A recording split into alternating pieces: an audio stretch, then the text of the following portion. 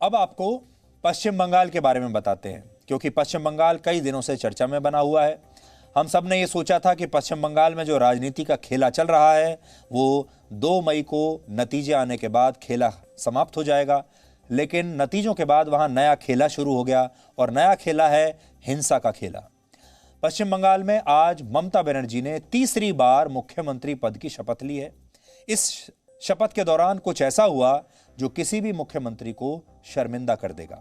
ममता बनर्जी ने आज मुख्यमंत्री के तौर पर शपथ लेने के बाद अपनी सरकार की प्राथमिकताओं के बारे में बताना शुरू किया, जो कि एक प्रोटोकॉल होता है। हर मुख्यमंत्री बताता है कि उसका विजन क्या है, वो आगे क्या करेगा।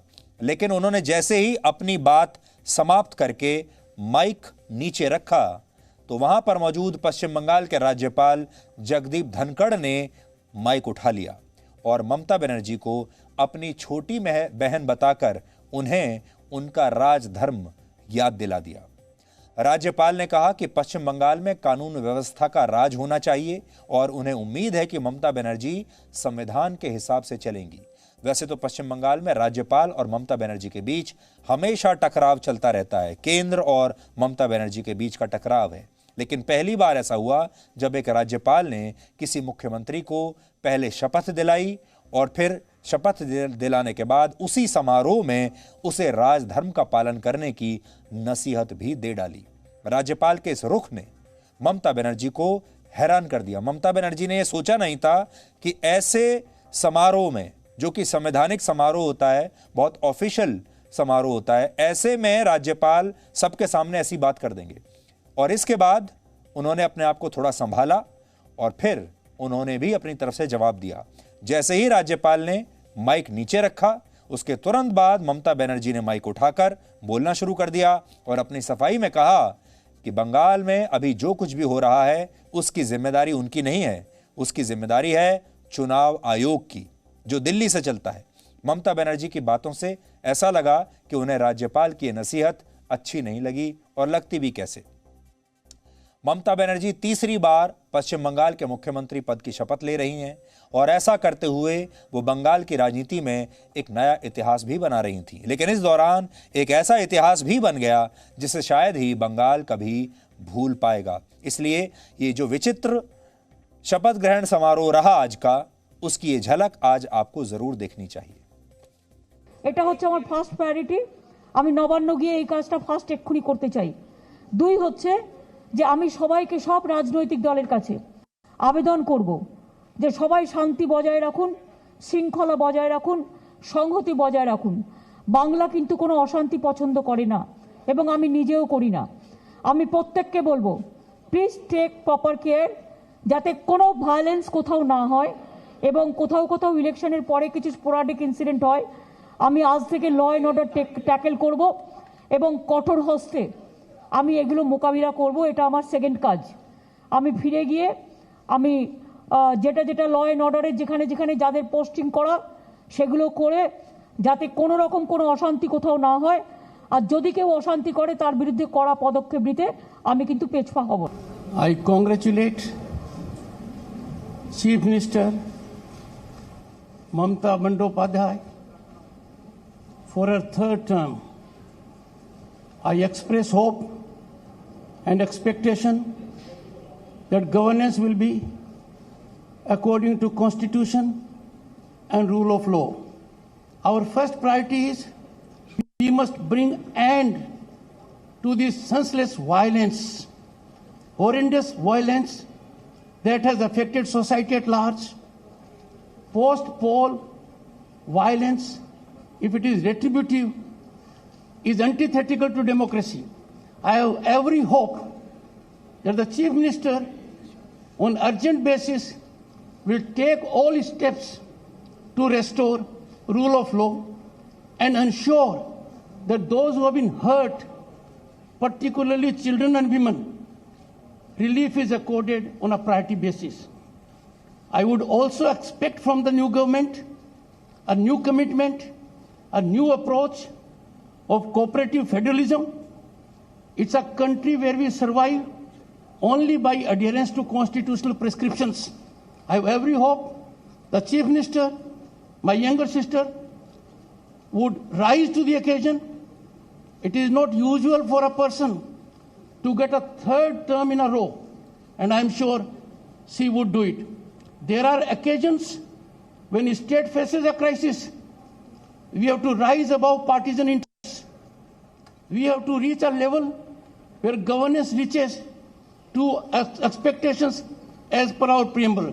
My best wishes, ma'am, to you, to your entire team. আমি আজকে এক্ষুনি শপথ নিলাম। এর আগে আপনারা জানেন ইলেকশন কমিশনের আন্ডারে 3 মাস এই গভর্নমেন্টের পুলিশরা সবাই কাজ করেছে। সুতরাং কিছু কিছু স্পোরাডিক ইনসিডেন্ট হয়েছে এবং বিশেষ করে কোনো পলিটিক্যাল পার্টি যেখানে জিতেছে সেখানে অত্যাচার বেশি করছে। সেখানে আমরা দেখে নেব যাতে কোনো রকম কেউ যাতে এখান থেকে রেহাই না পায়, এবং আজকেই গিয়ে আমি নতুন সেটআপ তৈরি করব। তার কারণ 3 মাস এই সেটআপটা আমার ছিল না, সুতরাং অনেক ইনএফিসিয়েন্সি ছিল। সুতরাং বাদবাকিটা আমি অ্যাপিল করব কেউ যেন কারো প্রতি প্রতিহিংসা পরায়ণ আচরণ না করে।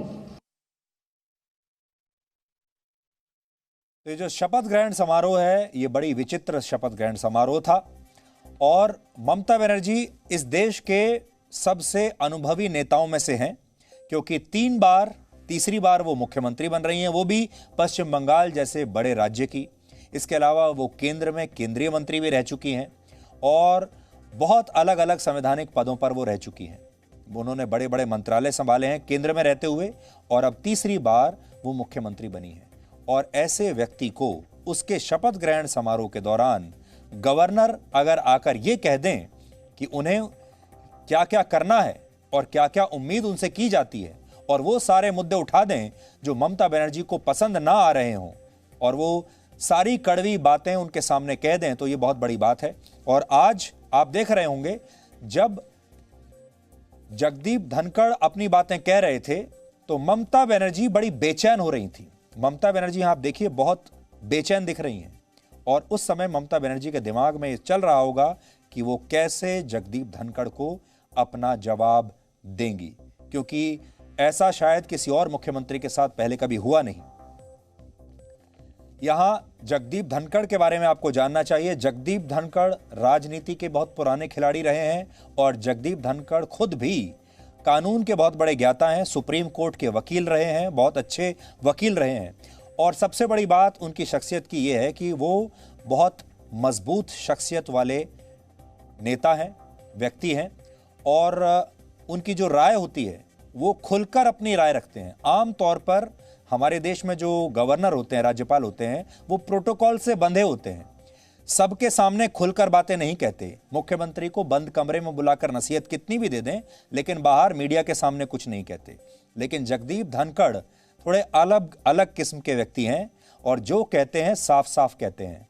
आज भी उन्होंने जो कहा सबके सामने डंके की चोट पर साफ साफ कहा, और आज उन्होंने पूरे देश को ये बता दिया कि वो अलग तरह के राज्यपाल हैं, अलग तरह के गवर्नर हैं, और प्रोटोकॉल को तो फॉलो करते हैं, लेकिन वहीं तक करते हैं जहां तक प्रोटोकॉल का फायदा होता है। इसलिए हम तो ये कहेंगे कि जगदीप धनखड़ ने आज बहुत अच्छा काम किया, और ममता बनर्जी को पीठ पीछे नहीं, उनके सामने बैठाकर पूरे मीडिया के सामने, कैमरों के सामने उन्होंने नसीहत दी, ताकि पूरा देश और अंतर्राष्ट्रीय जगत में सारे लोग ये सुन लें कि पश्चिम बंगाल के राज्यपाल शपथ ग्रहण समारोह में ममता बनर्जी से क्या कह रहे हैं।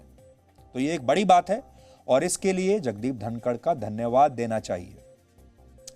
अब आपको ये बताते हैं कि शपथ ग्रहण के दौरान ऐसी नौबत ही क्यों आई, और इसे पश्चिम बंगाल की इन तस्वीरों से आप समझ लीजिए, जहां चुनाव के नतीजों के बाद से ही लगातार हिंसा का खेला चल रहा है, और वहां पर 17 लोग अब तक मारे जा चुके हैं।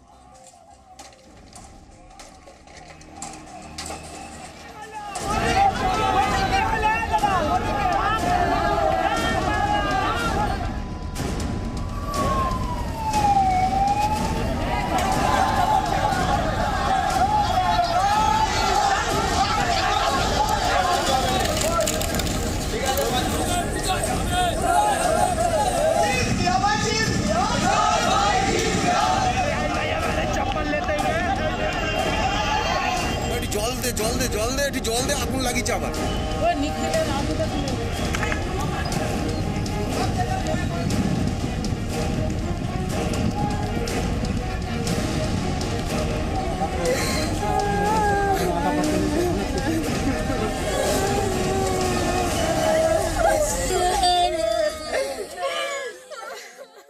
पश्चिम बंगाल में एक महिला तीसरी बार मुख्यमंत्री बनी है, लेकिन पश्चिम बंगाल में महिलाएं असुरक्षित हैं। खासतौर पर वो महिलाएं जिन्होंने ममता बनर्जी को वोट नहीं दिया, वो महिलाएं जिन्होंने बीजेपी के लिए चुनाव प्रचार किया, वो परिवार, वो लोग जिन्होंने ममता बनर्जी को वोट नहीं दिया, बीजेपी के लिए प्रचार किया, वो सब लोग अब डरे हुए हैं। और इस समय बीजेपी का जो काडर है पश्चिम बंगाल में, उसमें दो भावनाएं हैं। एक तो डर की भावना है, क्योंकि वो नहीं जानते कि कब उनकी हत्या हो जाए, कब उनके घरों को जला दिया जाए, कब उनके परिवारों को वहां से भागना पड़े। और दूसरा जो भावना है वो है गुस्से की और नाराजगी की। नाराजगी इसलिए कि बीजेपी परिवर्तन नहीं ला पाई और चुनाव के बाद बीजेपी के नेताओं ने उन्हें यहां अकेले इस तरह मरने के लिए छोड़ दिया। और लोग अब इस बात को लेकर आशंकित हैं कि अगले 5 साल ममता बनर्जी की सरकार, ममता बनर्जी की पुलिस, ममता बनर्जी का प्रशासन उनका क्या हाल करेगा। और यही मुद्दा राज्यपाल भी उठा रहे हैं। इसलिए बीजेपी के कार्यकर्ता नाराज भी हैं और डरे हुए भी हैं। हालांकि कल बीजेपी अध्यक्ष जेपी नड्डा वहां पर गए थे, उन्होंने अपने कार्यकर्ताओं से बात की है, उन्हें विश्वास दिलाया है कि उनकी सुरक्षा का पूरा ध्यान रखा जाएगा। लेकिन तस्वीरें जो हमारे पास आ रही हैं, हमने आपको सारी तस्वीरें बहुत सेंसर करके दिखाई हैं। हमारे पास लगातार पश्चिम बंगाल से जो हमारे दर्शक हैं, पश्चिम बंगाल से जो लोग गांवों में हैं, दूर दराज के डिस्ट्रिक्ट में हैं, कितने लोगों ने हमें व्हाट्सएप पर आज तस्वीरें भेजी हैं, वीडियोस भेजे हैं। और वो वीडियोस ऐसे हैं कि उन्हें जब देखा मैंने जब देखा तो मन बिल्कुल विचलित हो गया। और वो ऐसे वीडियोस थे कि हम आपको दिखा भी नहीं सकते, हम हिम्मत भी नहीं कर सकते आपको वो वीडियोस दिखाने की। हमसे खुद वो वीडियोस नहीं देखे जा रहे थे। इतनी बुरी तरीके से हिंसा की जा रही है, इतनी बुरी तरीके से हत्याएं की गई हैं, विभत्स हत्याएं की गई हैं वहां पर विभत्स तरीके से। और आप ये समझ लीजिए, वो सारे लोग इन वीडियोस को देखकर हमें ये लिख रहे हैं, जी न्यूज़ को, कि हमें किसी भी तरह से बचा लीजिए, हमारी जान बचा लीजिए, हमारे परिवार की जान बचा लीजिए। बहुत सारे लोग अपने ऑडियो मैसेज रिकॉर्ड करके हमें भेज रहे हैं और कह रहे हैं कि हम अपने गाँव को छोड़कर, अपने परिवारों को छोड़कर दूर कहीं चले गए हैं, भाग गए हैं, और हम नहीं जानते कि हम अपने घर वापस लौट पाएंगे या नहीं, क्योंकि जैसे ही घर लौटे हमारी हत्या कर दी जाएगी। हमें बताइए हम लोग क्या करें। और हमारे घर में जो महिलाएं हैं वो असुरक्षित हैं। सोशल मीडिया पर भी बहुत सारे लोग आज ये बातें लिखते रहे और बहुत सारे लोग तो ये कह रहे हैं, अभी सोचिए नौबत ये आ गई है कि वर्ष 1990 में जो हाल कश्मीर में हुआ था, जब वहां से कश्मीरी पंडितों को पलायन करना पड़ा था, लोग आज सोशल मीडिया पर यह लिख रहे हैं कि अब वही हाल, कश्मीर वाला हाल पश्चिम बंगाल में भी इस समय हो गया है। ये बहुत ही दुर्भाग्यपूर्ण बात है। 1990 में स्थितियां ऐसी थीं कि ये देश कुछ कर नहीं पाया और केंद्र सरकार कश्मीरी पंडितों के लिए कुछ नहीं कर पाई, उन्हें रोक नहीं पाई, उन्हें सुरक्षा नहीं दे पाई। और उस समय का जो मीडिया था वो भी ऐसा था कि उसने कभी कश्मीरी पंडितों की आवाज ही नहीं उठाई, इसलिए वो कभी मुद्दा नहीं बना। लेकिन अब समय बदल चुका है। अब ऐसा मीडिया है जो आवाज उठा सकता है, जो दबाव डाल सकता है। अब 24 घंटे के न्यूज चैनल हैं, मीडिया बहुत सशक्त हो गया है। हालांकि एक सेक्शन ऐसा है मीडिया का जो सच बोल रहा है, बाकी लोग तो दिखाएंगे भी नहीं आपको ये सब खबरें।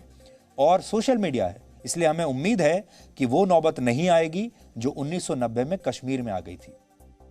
इस समय ममता बनर्जी देश की सबसे सीनियर मुख्यमंत्रियों में से एक हैं। उनके पास सरकार चलाने का 10 साल का, अकेले पश्चिम बंगाल में ही 10 साल का अनुभव है और नई सरकार के लिए उन्होंने आज ही फिर से शपथ ली है। यानी शासन व्यवस्था चलाने के मामले में वो देश के सबसे अनुभवी लोगों में से हैं। लेकिन इसके बावजूद राज्यपाल द्वारा उन्हें राजधर्म की याद दिलाना कई मायनों में बहुत अहम है। और इसे भी आप 3 पॉइंट्स में समझिए। ममता बनर्जी के पिछले शासन में कई ऐसे मौके आए जब राज्यपाल और उनके बीच टकराव हुआ। कई बार उन्होंने राज्यपाल पर सरकार के कामकाज में दखल और दबाव बनाने का आरोप भी लगाया।